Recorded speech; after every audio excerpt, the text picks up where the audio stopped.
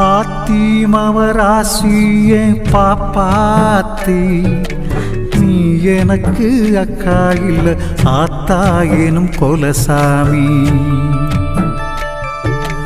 ஆத்திமவராசிய பாப்பாத்தி நீ எனக்கு அக்கா இல்ல ஆத்தா எனும் கொலசாமி.